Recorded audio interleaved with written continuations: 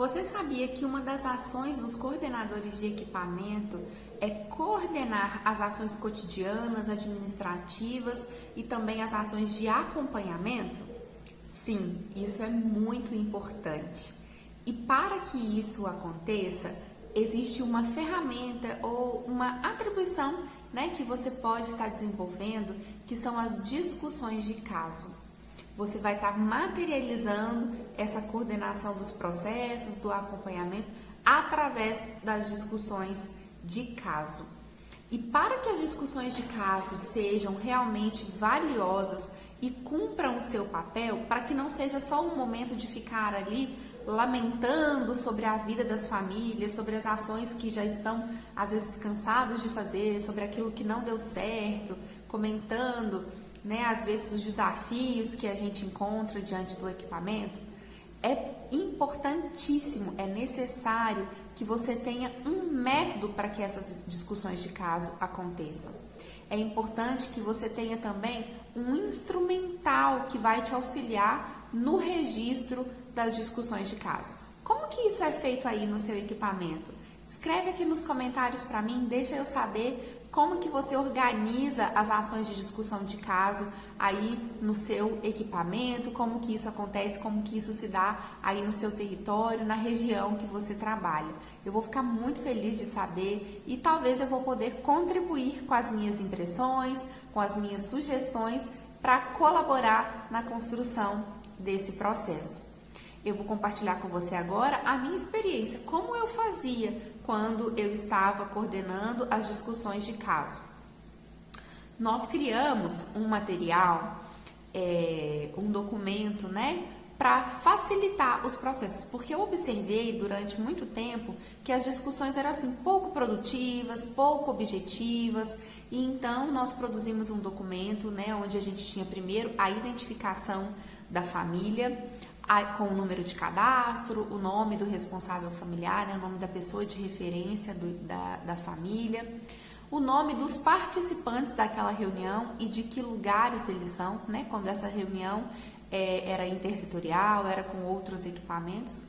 E a partir daí, um pequeno campo para registrar os breves relatos, de maneira resumida, outrora de maneira mais detalhada, sendo que o que foi partilhado pelos profissionais, pelas pessoas presentes ali naquela reunião. A partir disso, a gente passava para um segundo passo, que era descrever as ações, especificando exatamente o que ia ser feito e quem seria o responsável por aquela ação. Então, por exemplo, discutimos o caso do senhor X. O senhor X está vivendo desse jeito, está acontecendo isso, a família está assim, o equipamento Z fez aquilo outro, o resultado foi esse. Ok, isso ficava registrado no campo da partilha. E aí eu fazia a seguinte pergunta: e agora, pessoal? Diante de tudo isso que foi falado, o que vamos fazer? O que cada órgão aqui pode fazer?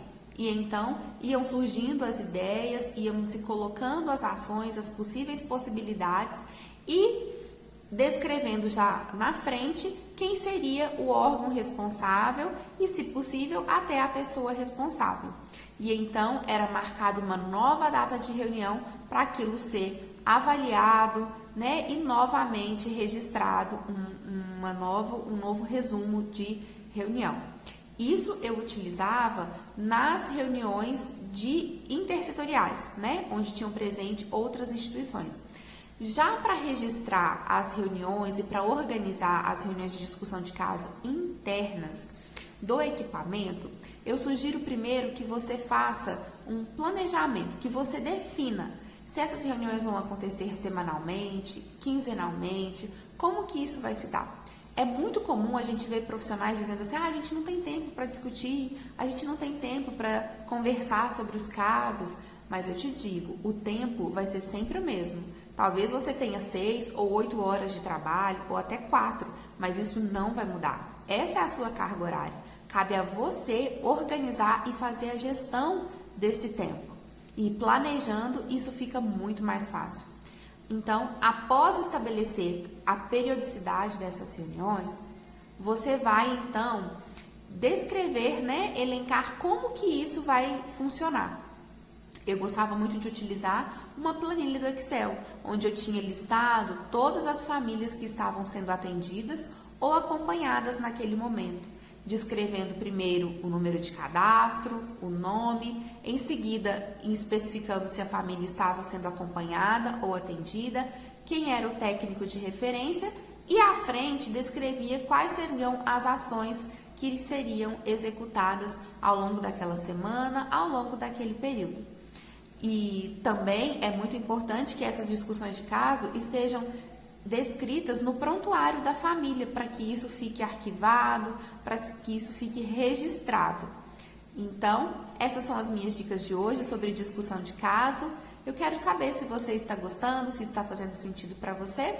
E se você quer ficar ligado, quer ficar por dentro de tudo que eu trago aqui no Suas em Prática, ative as notificações do Instagram e também do YouTube. Assim, você será avisado toda vez que eu lançar algum conteúdo novo.